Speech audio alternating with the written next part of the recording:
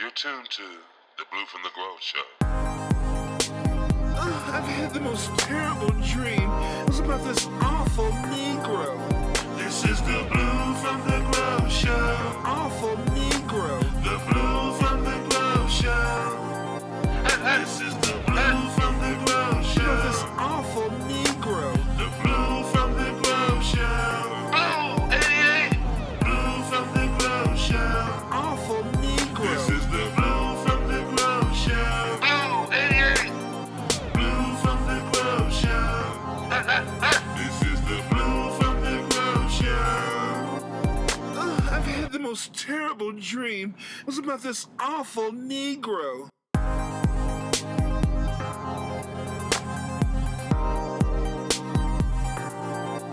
This is the Blue from the Grove show. Yeah, that's right. Hey, what's happening, everybody? This is Blue from the Grove.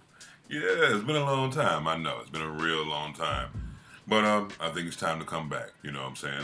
Some of you may know me from the Middle Life Men of the Square Table commercials. Some of you may know me from the many, many years I spent contributing at Sports Radio 1310, The Ticket, the greatest sports radio station in all of America, you know what I'm saying, if not the world, right? So, or, you know, the time I spent with the infamous Tom Bailey on the Sports Fan 990, which came before 103.3 The Fan. Or the time I spent with Michael Irvin on ESPN. Well, one thing, regardless of what the dial was, regardless of what the station was, the one thing that held true through all that time was that I keep it real. And that's not going to change. Some of you know that I lost my Joni, and I just didn't want to do anything after that. Kind of lost myself, you know, in losing my wife. Forgot who I was, and I just didn't care. But let's change that. Let's stand up on the other side of this pandemic, if we are on the other side, and let's remember who we are. Let's remember what made us the type of people that made people love us or hate us back then. Let's remember who we are. Let's stand up. I'm Blue from the Grove, and we're going to get it in like we always did. This is Spin Sports, Politics, Entertainment, News, Media, and this is the Blue from the Grove show. You're home for what that is. I'm Blue from the Grove. We'll be back in a minute. Peace. Fight the power, baby. Stand up for what's right. Be heard. Can you dig it? Good.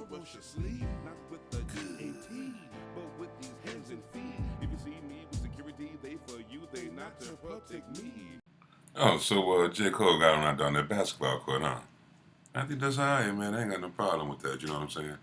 You know, if you're able to live that hoop dream, live it. How many of us, you know, dreamed for the chance to, you know, live out that dream? You know what I'm saying? So I don't have a problem with it. Now, of course, there are other guys, basketball purists, you know, who rightfully say, well, he's taking somebody's job. And, you know, that may be the case. But at the same time, I think what he brings to that organization as a part of, exposure, if nothing else, because I'd never heard of him before. You know what I'm saying? The team that he played for. He was playing in Africa, of course. But I thought it was real, real cool, man. I did not have a problem with it at all.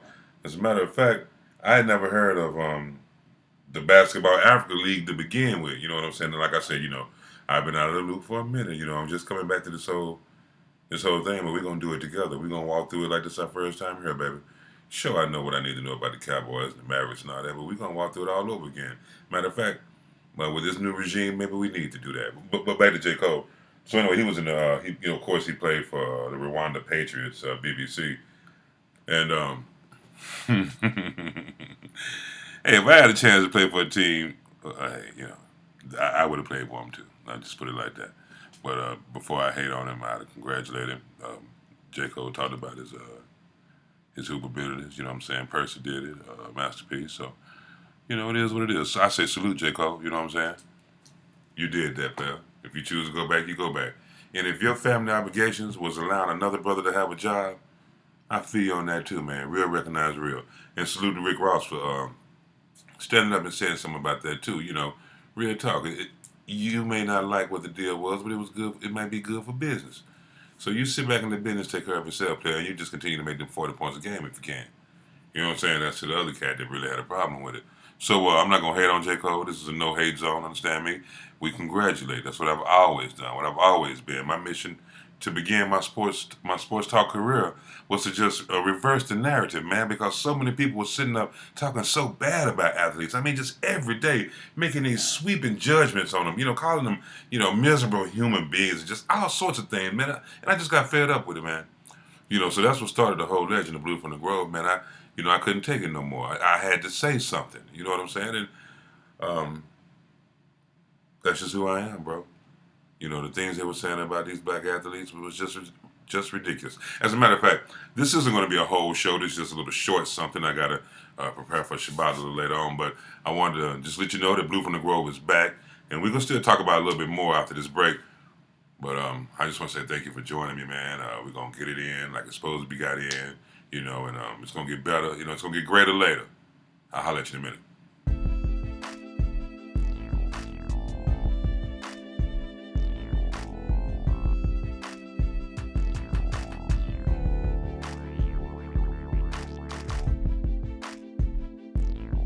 Yeah, you know what it is. We're going to keep bumping that righteous hip-hop, that Southern Kingdom, understand me?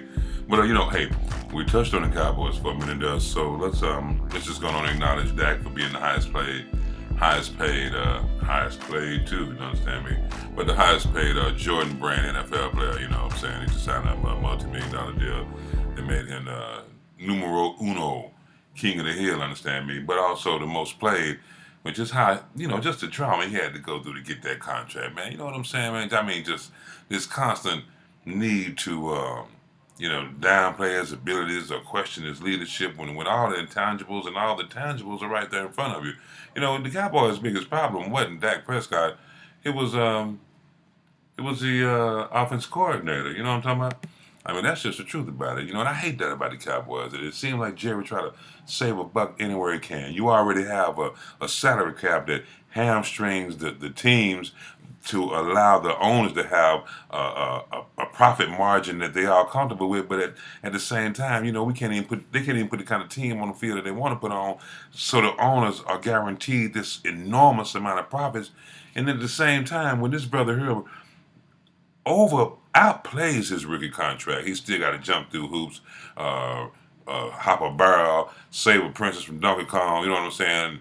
Knock down fireballs, come back from an ankle injury. You know what I'm saying? All this just to prove he's even worth what they would have given Romo without even batting an eyelash.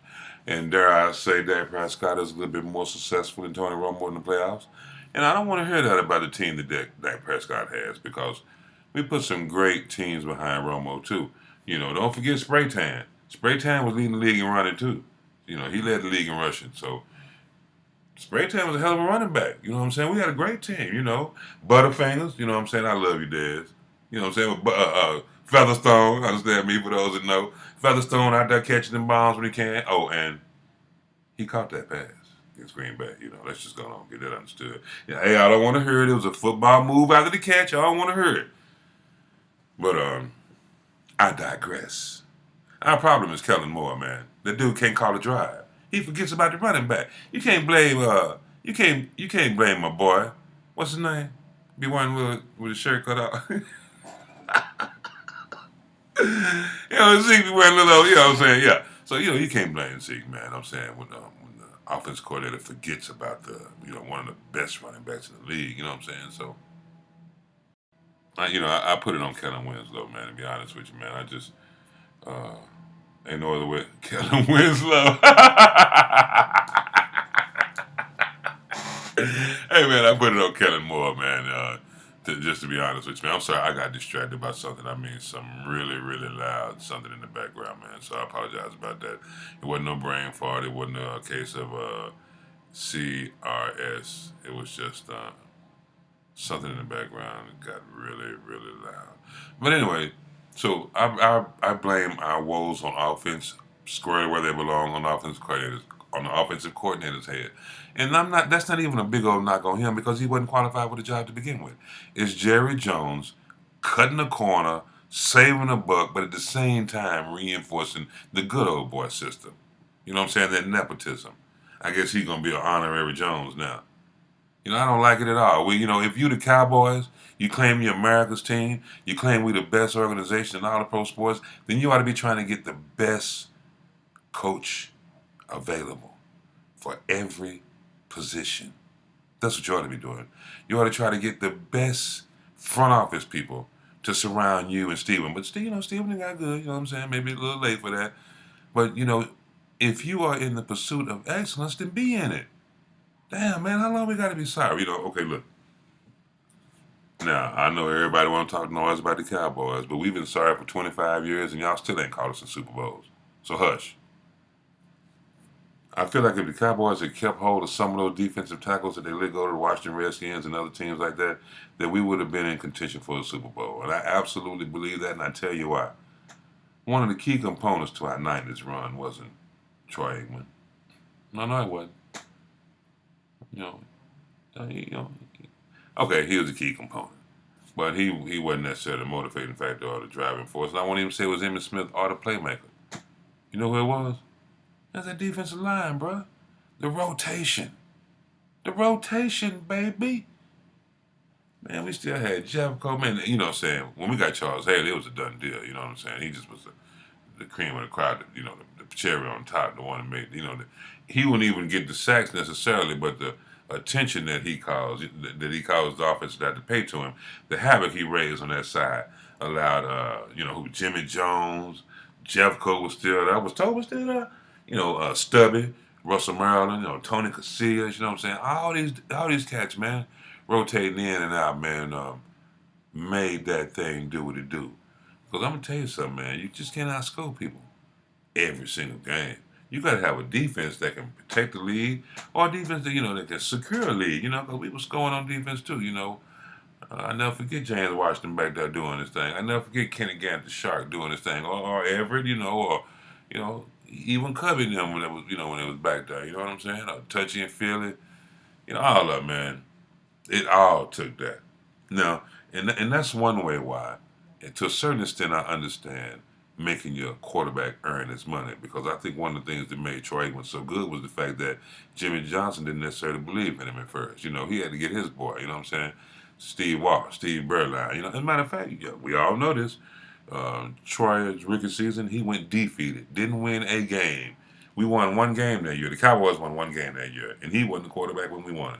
So that molded a champion. He had something to prove. Now, he could have transferred like he did in college, but I don't think he wanted to do that.